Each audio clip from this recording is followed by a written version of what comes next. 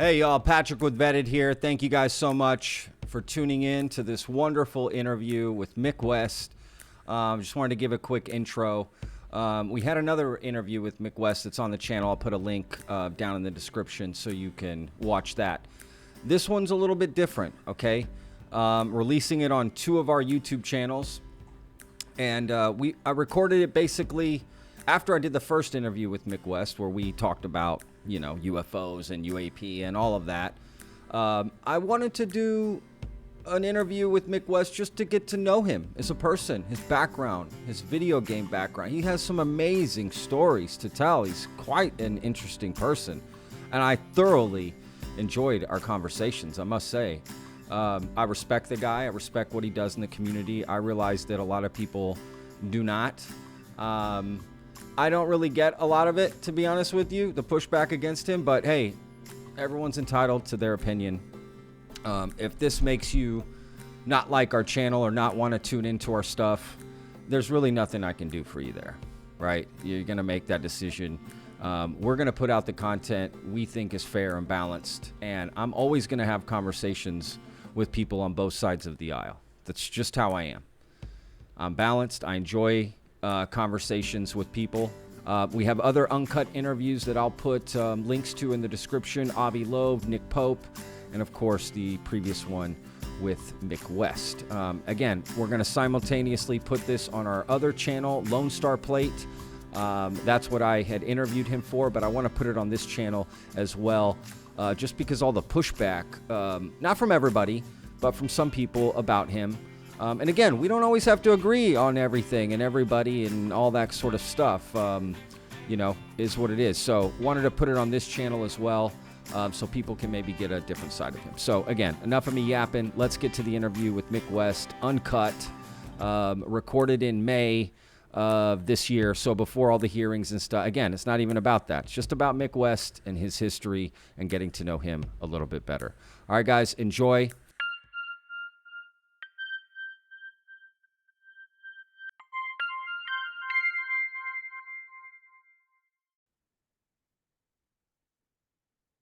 Hello.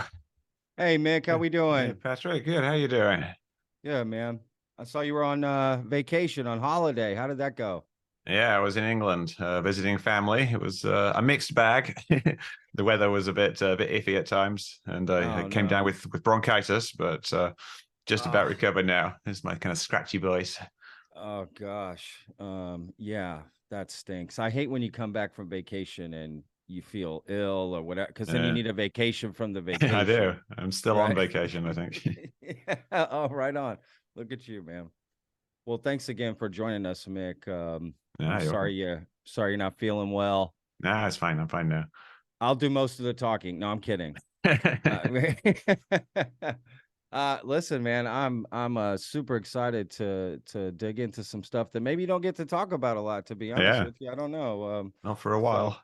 yeah, right on. Look, same thing as last time as far as like we're not live. You know, we edit this post, so if there's something, I don't know, something you Cool. bring up and you're just like, let's cut that. No worries, tell us. We'll take it out. It's not a big deal at all. All right. Shouldn't be anything. I'm an open book. Yeah, right on. Me too, But man. Do you need any water or anything before we get started? I'm Bathroom good. break? I don't know. I'm all set. Right on, I'm man. ready to rumble. Excellent.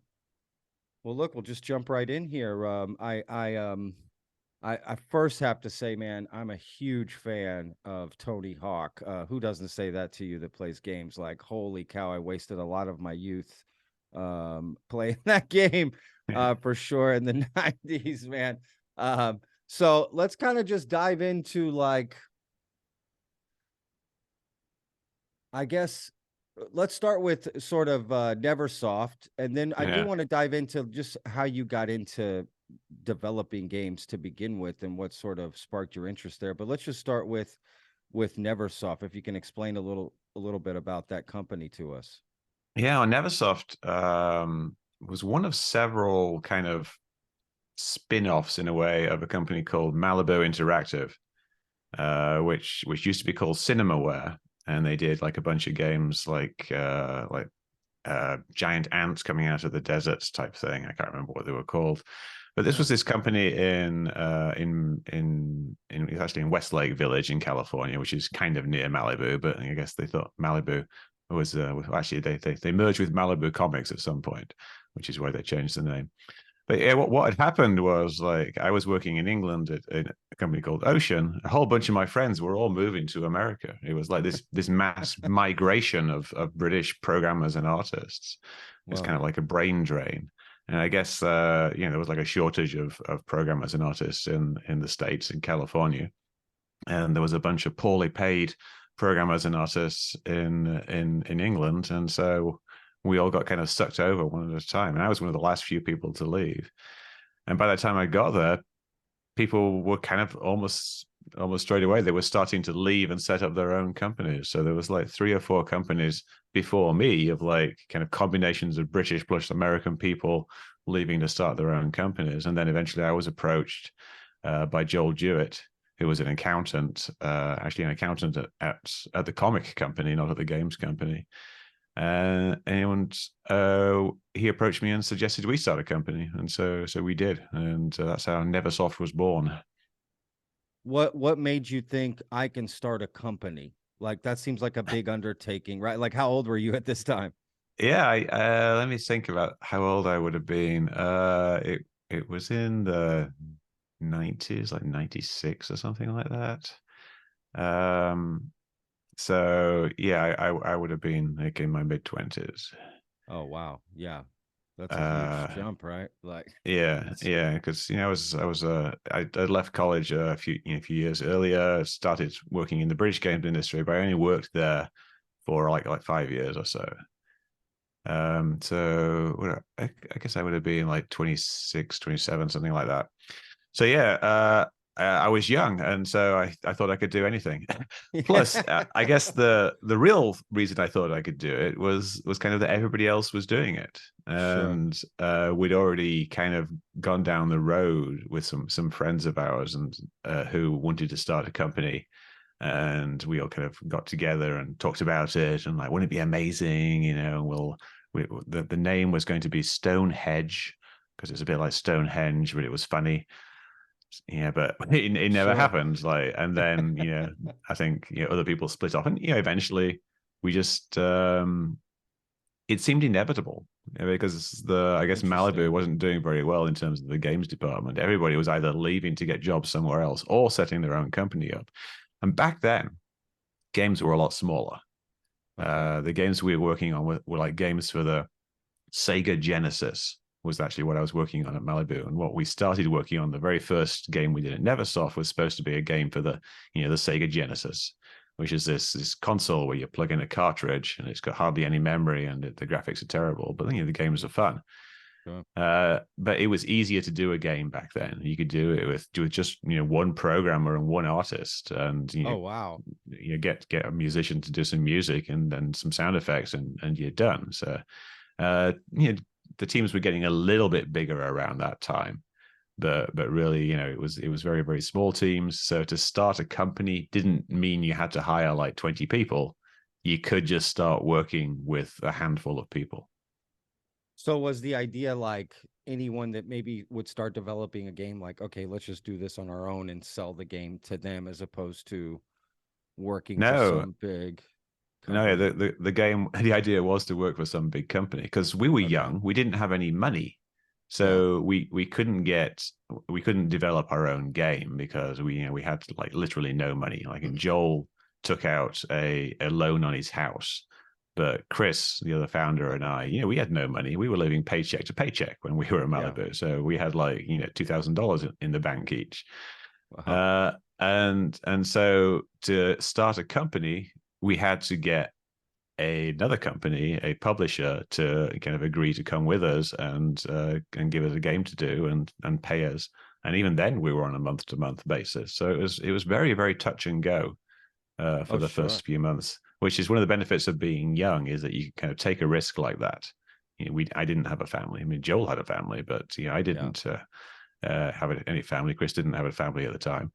So we're like, yeah, let's do it. Yeah, let's start our own company. It'll be great. It was Uh, eventually it was great, but it was started out a lot of hard work. Oh, I'm sure. What was that first game that you guys were developing for Sega? It was a game called Skeleton Warriors, and Okay. it was actually for a company called Playmates Interactive, which sounds like a porn company. Yeah. But uh, it was actually it's a Japanese toy company who did a cartoon called Skeleton Warriors. I can't remember exactly what their name was, something like that. I think it was Yeah. Playmates, yeah, or Playthings or something that sounded a bit sketchy. Yeah. And they wanted us to do a game, and yeah, we were like Sega Genesis programmers, so we started doing it on the Sega Genesis. But then the PlayStation came out, and so they said, "Oh well, we want to switch it up." Actually, it wasn't even the PlayStation then; it was the Sega Saturn, which is I like Sega's remember version of the that. PlayStation. Yeah, I Yeah, it remember the didn't do as Saturn. well. But the thing about the No. Saturn was it came out first. So it was out for a few months before the PlayStation was. So everyone started doing Interesting. games on the Saturn. I remember I had this big dev kit on my desk. It cost something like $30,000. We didn't pay Oh, for it. wow. And it was like this big box, like a fridge type thing, and then another big box right next to it, which is the debugger, and it was all this prototype hardware, and it was really kind of cutting edge stuff. But it was just a Sega Saturn. It wasn't the most amazing thing in the world, but it was kind of fun to kind of get your hands on brand new hardware and start programming a brand new game for it. Oh, I'm sure. What became of Skeleton Warriors as far as like for the Saturn, y'all eventually switched up to Yeah, developing for now that PlayStation? yeah, we dropped the Genesis version, the Yeah. 16-bit version, but we did do a Saturn version and a PlayStation version. In fact, Wow. the Saturn version came out first, and then we did a quick conversion to the PlayStation. Interesting. And Quick so they conversion. What does that mean exactly? well, Yeah, I know you're getting it ready for that console, but yeah, sort of. I yeah. mean, in layman's terms, what does that entail? It means you don't really add anything specific to the PlayStation. Like anything that Saturn can do, the PlayStation can do. There's some differences in the way like the memory is laid out and the way you have to do things. But if you kind of abstract all the bits of code that are to do with drawing things on screen, then all of the kind of game logic is the same. So you can Okay. keep some parts of the code that doesn't change. It's the same code. Actually, was it? I can't remember if it might actually be fairly different. Actually, now I'm thinking about it, because it was I can't remember what language you programmed in. It's all getting rather fuzzy. Oh, I It was a can long imagine. It time was a ago. long time ago. Yeah, Yeah, for yeah, sure. No, absolutely. So yeah. what came But after that game? yeah, after Skeleton Warriors, this was kind of like a kind of a tricky time for us, really. Like at Neversoft, we started working on some other games, but they didn't work out. We were doing a game called a Ghost Rider game based on the Ghost Rider franchise, Oh, wow. um, which is kind of similar in a way to the Skeleton Warriors thing. It was like a side-scrolling type thing.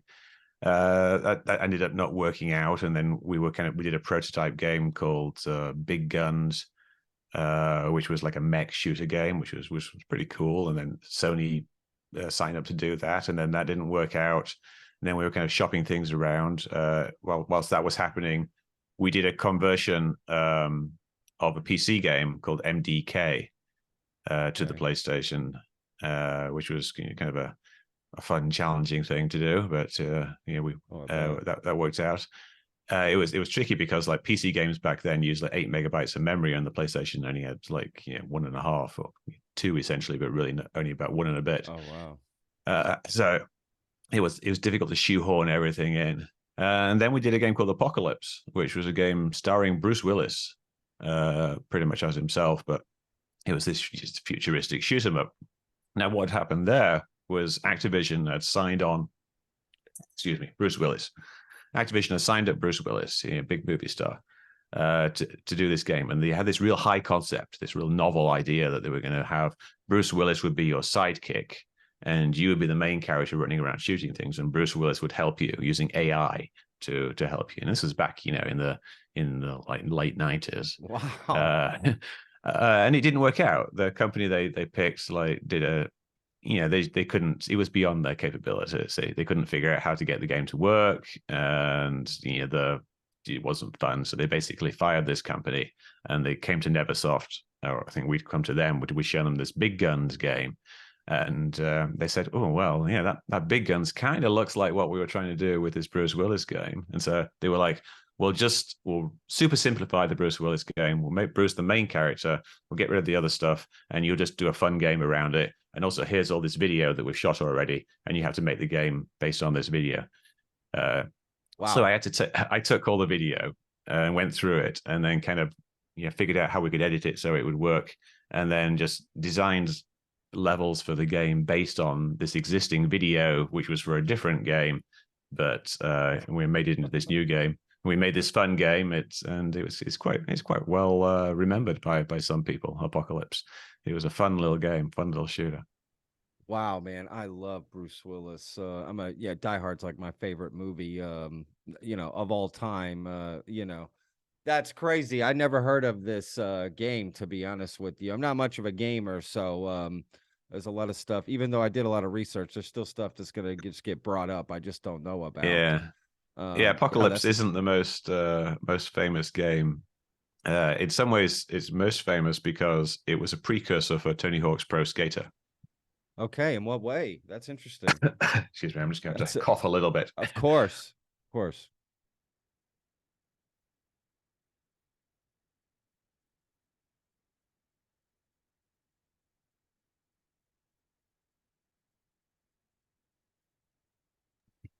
Bronchitis.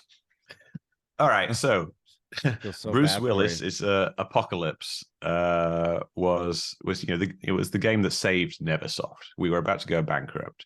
Activision had this game that needed doing, and so we did this fun little game, saved Neversoft, saved Activision's bacon, because they managed to get a game out by Christmas, and they'd invested like millions and millions of dollars in it. I think they paid Bruce Willis like $5 million or $20 million or something just for his name to go on this game, and eventually worked out. They didn't make a loss, which was great. And then they suggested to us the idea of doing a skateboarding game, and this was something that Activision did, and we were it was kind of interesting, but we don't know. We'll give it a go. We'll give it a go. It could be kind of fun. And then, very quickly we got very excited about the idea. But they wanted a prototype. The idea was that they would pay us for 4 months. We were still on month-to-month payments as a company back then. We had no real money in the bank. So we needed this regular income. So they said, we'll give you 4 months. You'll give us something every month, and we'll give you your money, and then we'll see how it goes. And so we had to get a working prototype up there. So what we did was we took Apocalypse, this game with Bruce Willis running around, and we just stuck a skateboard underneath Bruce Willis's feet, and used the same model and the same levels of these rooftop shooting things, and had him like skate around over these rooftops with a gun strapped to his back. Whoa! And that was the first prototype of Tony Hawk's Pro Skater, which wasn't called Tony Hawk's at the time because we didn't even have a name for it. We just called it Skate. And we built that upon that foundation into what we have today, what we had a few years later. That is crazy. So Bruce Willis was the first Tony Hawker, if you will, on the game. That's blowing my mind, to be honest. That's in the code. It reverberated through the code as well, because we built the Bruce Willis game upon the Big Guns code. So there were some references to Big Guns in there. But we did all this code for the character moving around, and you have like what's called a class inside the code. And we call that class C for class, and then Bruce. So the C Bruce object is what moves around the screen. Wow. And in all the code for the shipped version of Tony Hawk's Pro Skater, the first version, we still had that C Bruce as the name for the skater in the code. Wow.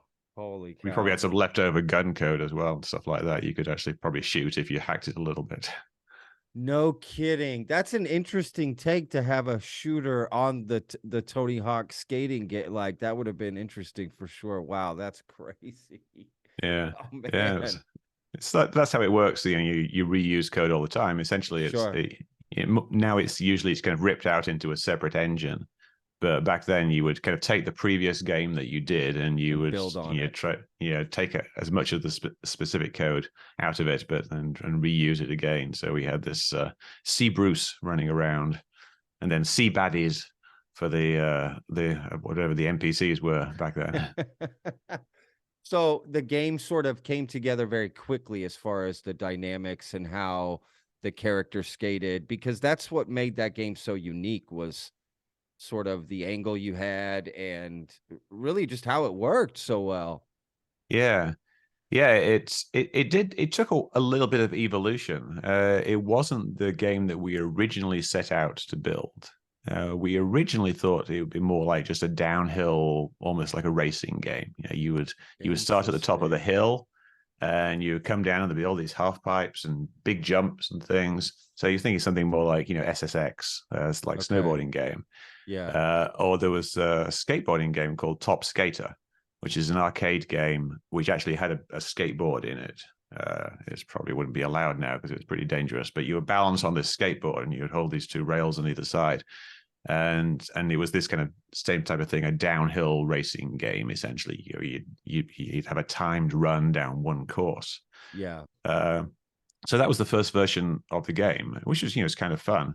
But we also wanted to have like skateboarding culture type things, and at the bottom of this ramp there was a warehouse which had like a pool in it and a half pipe and some ramps, and it turned out that people enjoyed playing around in this warehouse a lot more than they enjoyed going down this race, because the race you do every jump like once.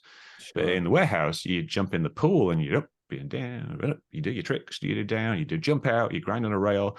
So you can do all these fun things over and over again and do these loops and circuits. It's actually turned out to be a lot more fun, and so we moved away from the downhill idea more towards this kind of open world concept. So that's why there are some particular spots that is downhill quite a bit, like as part of it, right? So I'm assuming that just stemmed from that essentially. Yeah. Wow. There's 3 levels in the first game. There's like a canyon level, there's a mall level, and I think there's one more, maybe there's just 2, which are based on that original concept. So you would have like a level like the school, like which is the very first level, I think, which is this nice open world with a few different areas in it, but you can kind of go around it. You can do a circuit around it on grinding the rails and hitting points. And then interspersed with those, we had these downhill jam levels. But the downhill jam levels weren't as much fun as the skating around the school levels. So that's more to what we gravitated towards. Did any of y'all like skate? Were skaters yourselves and knew how to add, or how did y'all add that element, and how did Tony Hawk get involved? Well, I didn't know how to skate. Some of the other people did to various degrees. Joel, was like skated a little bit in his youth, but he got so into it that he built a half pipe in his backyard. Wow.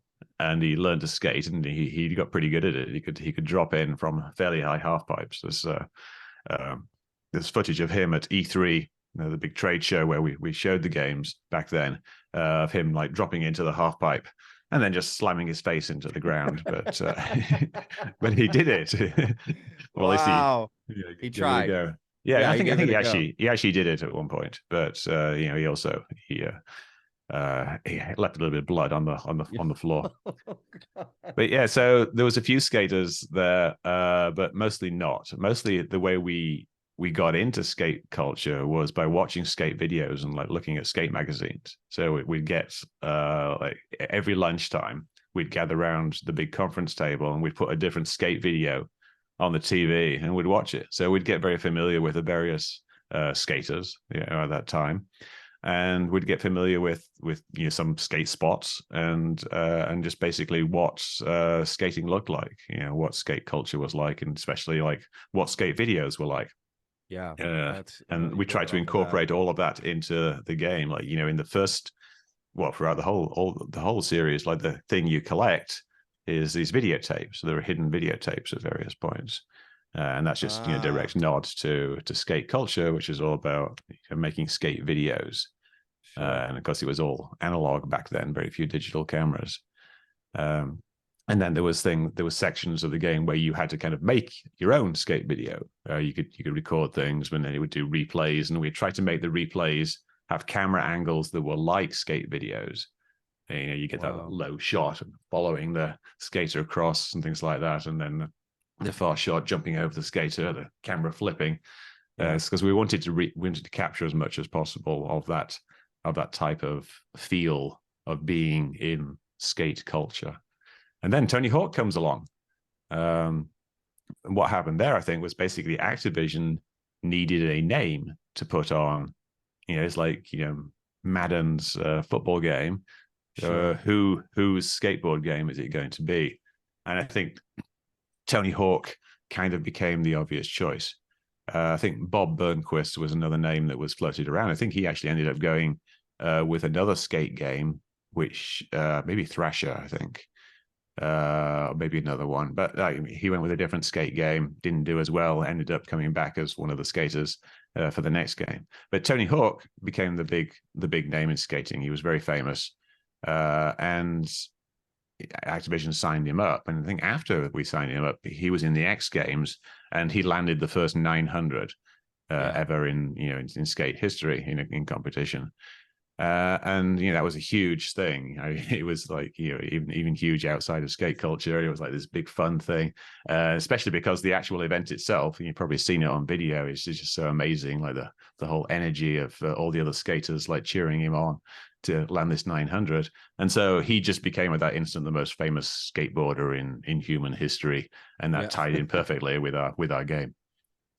And so he was on board. He was ready to. Did he come in and offer tips and this and that, or he just kind of like, my name's on it and that's he it? was very involved with it. He didn't come in that often. I mean, he did come in, but what we would do is every week we would burn him the latest version of the game, and have it sent to him, so he would have it for the weekend.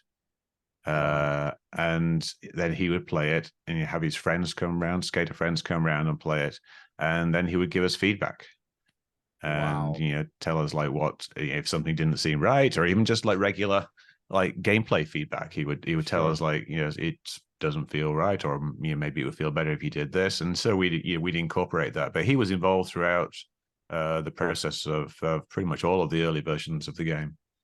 So he really liked the game himself, and obviously having y'all develop it sort of like that behind the scenes is probably why it came out just so well. I think, right? I mean, it seems like such a benefit. It was very good having him there for input. We relied a lot on feedback from people like him, but also from our target audience. Sure. We're not selling to an audience of Tony Hawks. We're selling to an audience of kids, a lot of whom don't even skate. Some of them do, but most of them probably don't. So we also did a lot of focus testing where we would get kids to come in. I think we had someone who knew like the parents at the local high school, and we got them to agree to let their kids come and play the game for a while. And we'd sit behind them and watch them, and try to figure out how to make the game better. And the kids would give feedback, but it was mostly stuff like, "Whoa, this is tight, man." And we'd have to kind of try to interpret that and try to figure out how to improve the game based on which bits they thought were tight and which bits were not tight. But we did it. We did a good job, I think, in the first game, and we could tell what people were liking it.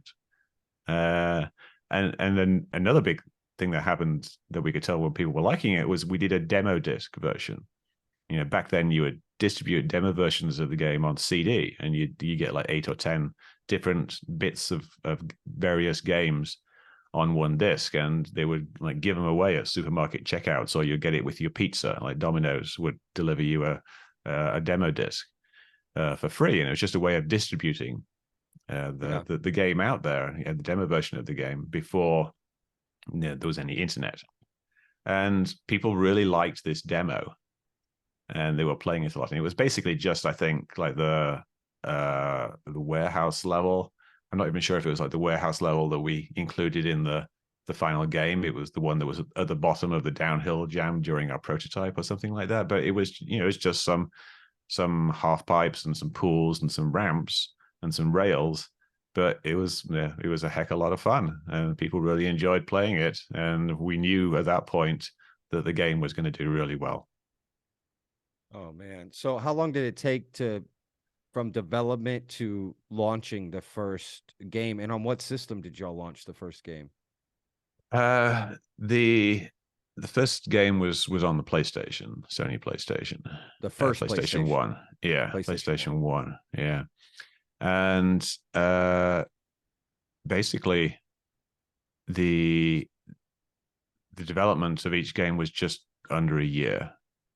Okay. Wow. So I think we'd kind of finished the previous game, Apocalypse, towards the end of the previous year. What would that being, like 98?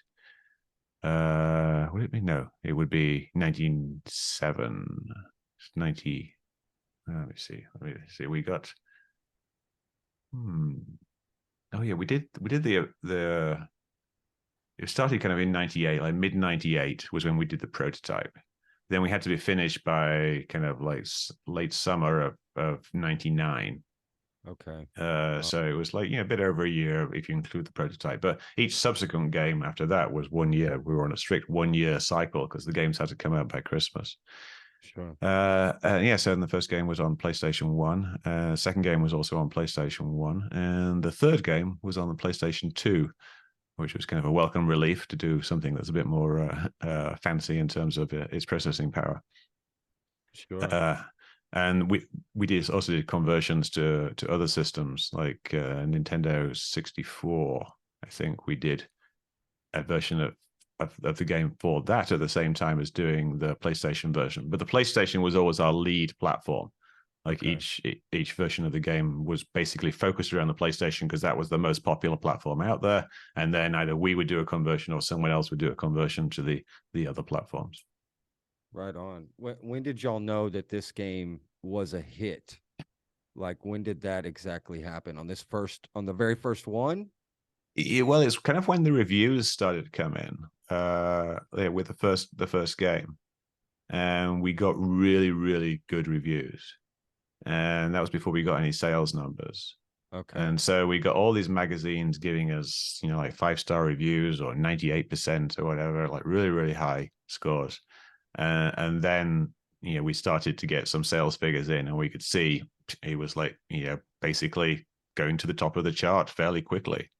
And that just continued. We got good reviews, we got good sales. And then we started working on the sequel because we knew it was doing really well. We didn't really know exactly how well it was doing, but we know it was doing good, and it had enough legs to do at least one more version of the game. And so we started working straight away on a sequel, and didn't stop. Yeah. What's the most popular iteration of them? It kind of varies based on who you talk to. I think Tony Hawk 2 is one of the more popular amongst kind of the older crowd because they kind of remember it very fondly. Because Tony Hawk 1 was a good game, but it was kind of limited in the way you could kind of string tricks together. And in Tony Hawk 2, we added a move called the manual, where you would land on your nose wheels or your tail wheels after a trick, and then you could continue to like skate over to a rail or something like that, get on that rail, and then continue the trick. And that's kind of like made the game much more fun. Sure. So a lot of people really like that. But then some people like Tony Hawk 3 is it's an interesting game. It's the first game that we did where we changed the frame rate to 60 frames per second, which I think was a very important part of the game. The feel of the game changes. Not everyone agrees. We had some discussion in Neversoft whether it was worth it or not. Because if you change the frame rate to 60, that means you can draw less things on screen. So it's a little trade-off. Like the artists don't like it because they can't put as much art up there. But the game players, I think, feel the difference. And this is something I kind of argued for. And also the engine we were using for Tony Hawk's 3 wasn't that good. So you also couldn't get very much on there. So the game ended up feeling like very empty, which is kind of cool. It's like you were skating around these deserted versions of cities. Like there was an LA level, and it was like LA with no traffic. So Yeah. it was kind of a weird, serene experience, because there's nothing but you and the city and the ramps, and you could do your lines endlessly through it. It was kind of fun. But I think, overall, a lot of people liked Tony Hawk's Underground, because it was a game that had a lot more narrative in it, a lot more story, and a lot of people kind of related to that, and they enjoyed the process of going through the various stages of the story and growing as a skater, because it was about a young skater, and Tony Hawk's like the advisor in a way. So people have different, they can take different things from games. Like me myself, I'm generally not that interested in the story. I'm more of a pure game playing person. I just sit there and play the game, up, down, go on the ramps and do the lines and everything. Other people like to have that narrative that carries them through a game as well. So some people would say the early versions of the game because they're nice and simple and pure gameplay. Some people will say the later versions because they have a story that they can relate to. Wow. How many? They're still making the game, right, to this day? Not exactly. What happened was, I think there was about 9 versions of the original game in the original series. Then there was kind of a version of the game where they had this skateboarding peripheral. Can't remember what that was called, but it didn't do very well because it was very hard to actually play the game on this thing. It really wasn't very well suited to it, and that wasn't done by Neversoft. It was done by a different company. But most recently, there's a version of the game called Tony Hawk's 1+2, which is basically the first 2 versions of the game, plus I think some bits from other versions, updated to modern technology. So it runs on modern consoles, very smooth, very high frame rate, very good graphics. And they did an excellent job of capturing the original gameplay of the game, so it feels very, very similar to the early versions of the game, but it's upgraded to all the mod cons of the modern console. And sort of, I recommend, if someone wants to get into Tony Hawk, then that's certainly the version to go for. Right on. Well, was Tony involved with all the iterations or just that initial one? Did he No, stay he involved was over time? he was involved, and he was probably contractually obligated to be Yeah. involved to some degree.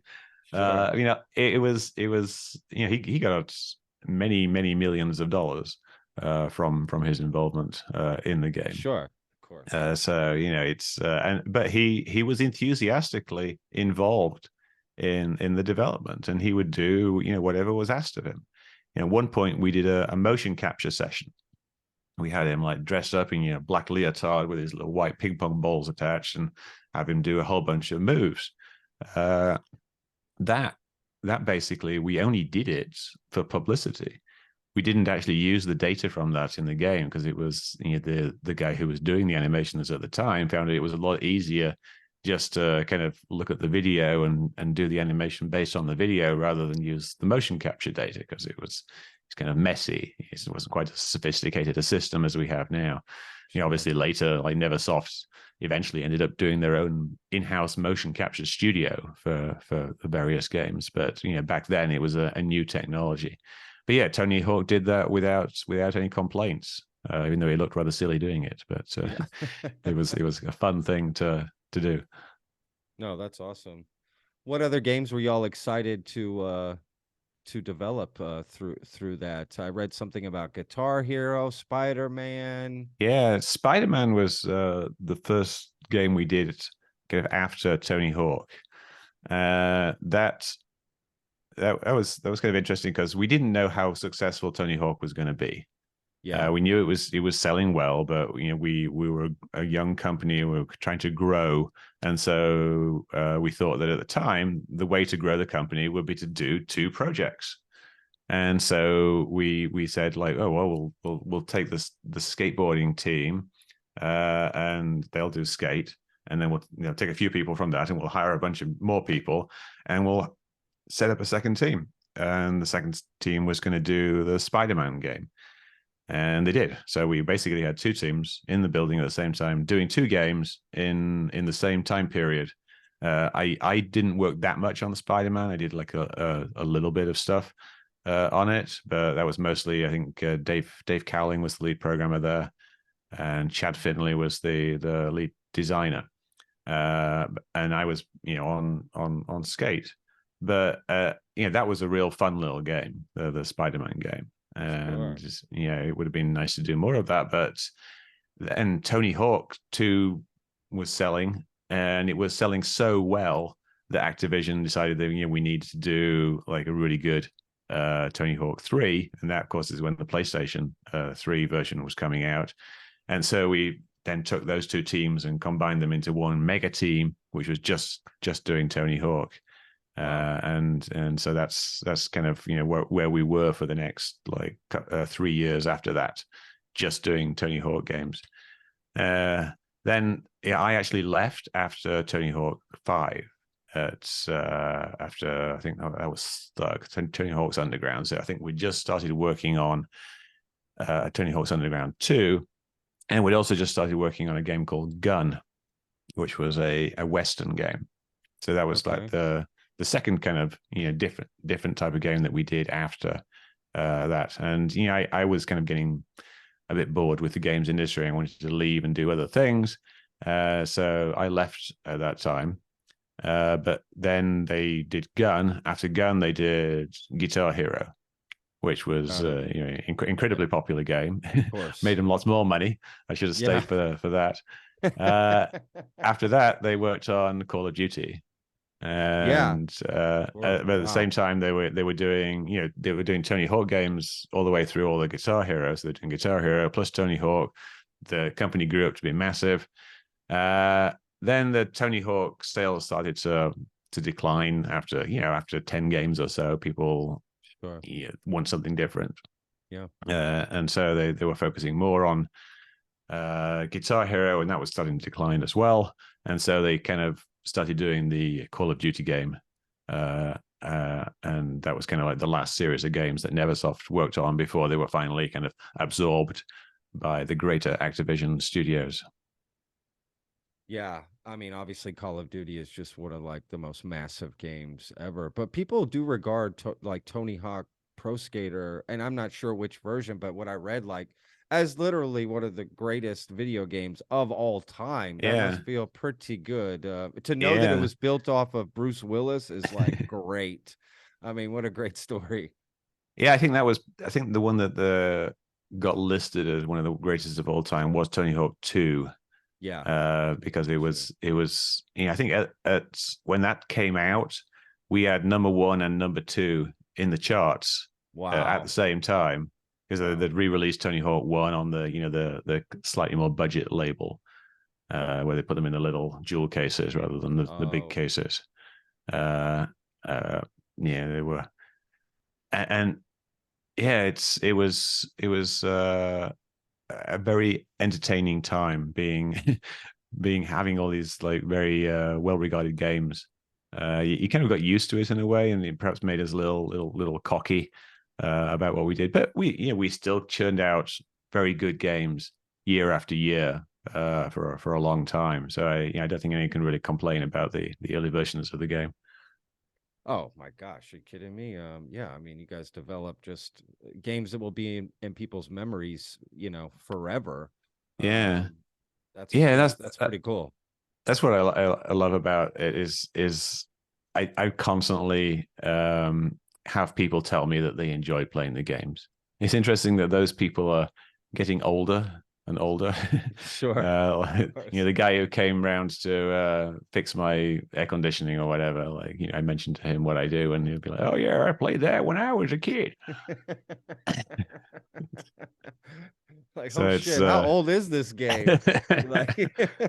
Yeah, I mean, it was what was it, late 90s, like 25 years ago.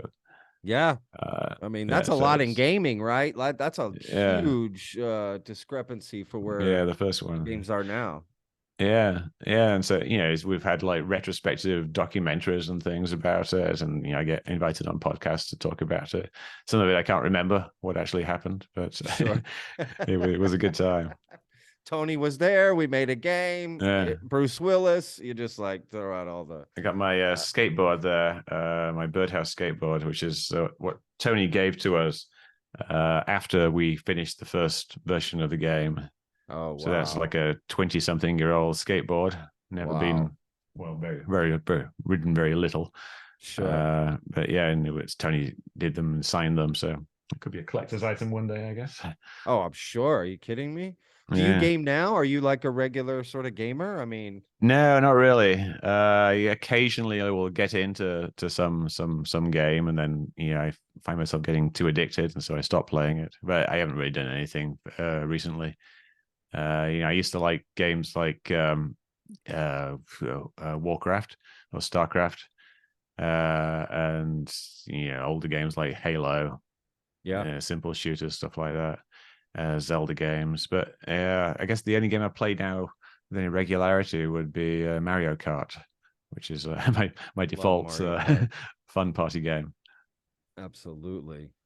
Yeah, I play a little Call of Duty with my friends here and there, but I'm definitely not a gamer. And I just picked that up like a year ago because everyone lives like in different parts of the country. So it was a way Yeah, for us to sort of hang out virtually, if you will, and do something while we do it. How much did that sort of change games, like bringing in the internet and like this sort of community gaming that before you had to sit with somebody in their living room or in their bedroom and play the game, and that was fun. That was yeah. the exciting part about it. I'm curious what your It opinion on like it how that changed it. it did change it. I mean, Tony Hawk's Pro Skater 3 was actually the first online game for the Oh wow. PlayStation 2. And we actually shipped the game before Sony's network adapter shipped. So you could only play it by getting like a third party modem dongle, which would attach to the serial port in the back. And so there was very few people actually played it. For some reason, I made the decision that we were going to do an online version of the game, and so we put all this effort into it. But it became like even though we never really had that many people playing it, even in the later versions of the game, the online versions of Tony Hawk were a lot of fun. I really enjoyed playing them, and you do get that kind of sense of online community. Yeah. There are some fans now who have taken the code from the game. I think they took the PC version and they've kind of reversed engineered it because I think Activision dropped support for the online version years ago, and they reverse engineer it so they can set up their own servers and then they can keep playing the Wow. game because they just enjoyed it so much. They get really into a game like that, an online game like that, and you just you can play it for hours, and you're playing with real people, and that's what makes Sure. all the difference. And of course, Yeah. now it's much more involved because you got voice and video chat with people in real time, which is something we did not have back then because we had we were doing network games over modems, so you couldn't do anything more than just transmit the joystick moves. But Oh, yeah, for sure. it's a radical change in gaming because gaming was a very solitary pursuit. Yeah. You do it by yourself or with someone else in the same room as you. But being able to do it with this vast world of people out there, I think it's a great new thing. It's a great thing that actually gives a social life to some people who wouldn't necessarily have one. People who might just be sitting in their room playing a game by themselves can now sit in their room and play a game with other people. So at least you do have some social interaction, which can be a start to a broader social interaction. So I think in net, it's a good thing.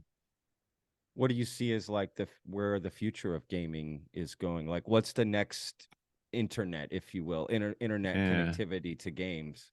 VR, is that the it's a next? tricky thing. Yeah, I don't know. I think VR doesn't really have the killer app. There are some games that are coming out now that are a lot of fun and people are really getting into them, and the headsets and things are getting a bit cheaper. So you're getting more people into it. So there are a bunch of people who really enjoy VR gaming. It's just not mainstream right now. There's a really fun kind of exercise game that a lot of people really like. This is a VR game. I can't remember what it's called, but that's actually one of the programmers on that was Dave Cowling, who was the lead programmer on Spider-Man and one of the main programmers on Tony Hawk's Pro Skater. Got it. So he's Wow. still in there doing great work. But yeah, I think VR, perhaps AR, like augmented reality, where you get like an overlay. But it's kind of fiddly to make a fun game with stuff like that. I think we might see more stuff with AI, like having AI opponents who appear to be real people but aren't. So you can kind of play with anybody you like, but they're not really that real person. It's an interesting thing, AI. We don't really know where we're going with it and how it's going to impact games, but Sure. it's going to be interesting no matter what happens. But yeah, I think we're probably going to see kind of a lot more of the same where we are right now with games. There's lots of fun games. Some like battle royale games getting very popular, like Fortnite. Yeah. People kind of they find a new type of game like Minecraft, something like that, and that becomes the hot new thing. And there's going to be hot new things in the future. We just don't know exactly what they are. Yeah, for sure. No, what do you think is besides Tony Hawk, what do you think's the greatest game of all time? What's on your, top 3 list? I don't know. I mean, I think Mario 64 is a classic, and that's kind of Yeah. one of the games that at the time we took the idea of Mario 64's open world, Yeah. because with Mario 64, what they did was it was a transition between like a level based game and a world based game. Yeah. Um, so we really used that as inspiration, and I think the reason that was the inspiration was that was the classic of its time. It was a game that took a genre of platform games and translated it into a three-dimensional world in an amazing way, which was just so perfect that it has to kind of go down as one of the greatest games of all time. Yeah, for sure. I remember when that first came out, I was like, oh, it's 3D. I mean, that's what we as kids said. I Yeah. didn't know really how to describe it any other way than that. So Mario and Bruce Willis have a lot to do with Tony Hawk. That's great. I love hearing this insight. Any games that people should be excited about? I know you say you don't game very much, but I don't know. You heard any news about some cool games that are coming out you're excited I about, or don't know. people No, should be excited about? I must admit I haven't been following the games industry and what they're up to right now. No. Yeah. I don't know. Don't listen to me. I'm just an old man who used to be a gamer.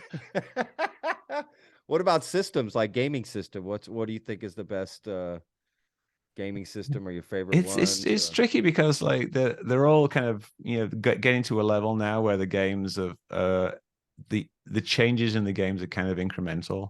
Unless you Sure, are like a hardcore gamer who wants to like push everything to the max and be running at 120, then whatever console you pick, the games are they're going to be good and they're going to be fun.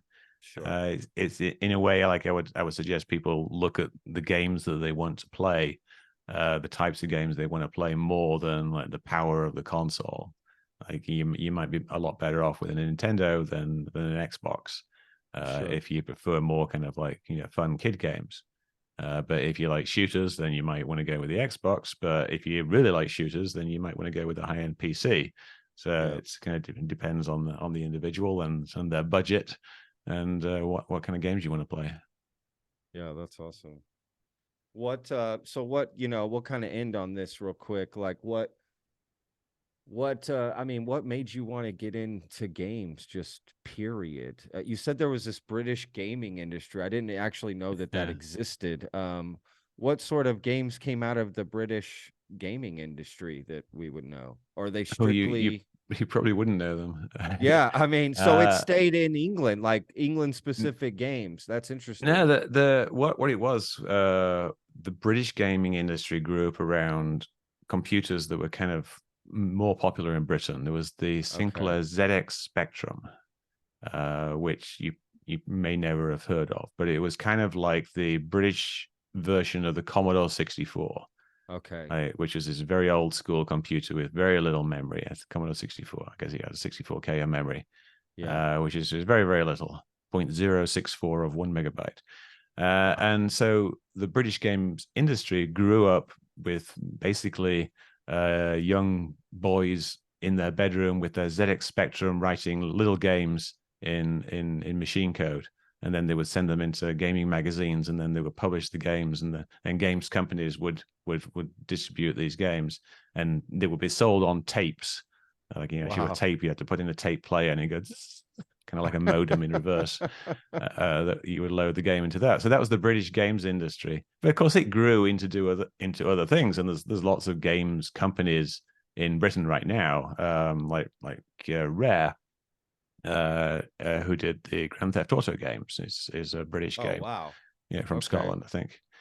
Wow. So it's not like, you know, we just had this podunk little industry. We had like we had like a bunch of companies, and there still is a pretty vibrant games industry in Britain and in Ireland and in Europe, as well as the US. But yeah, so I basically, the reason I got into games was that I was one of those young boys playing with a ZX Spectrum in my bedroom, writing little games. But then I didn't go straight into the games industry. I went to college. I got a degree in computer science, barely, because I spent all my time writing games in my dorm room. And then when I left university, I had to get a job because no one was going to give me any money. So I was forced to get a job. And so I thought, well, I'll get a job in the games industry. And so I went, interviewed, showed them like something I'd done on I think the Atari ST at the time, and they hired me on the spot.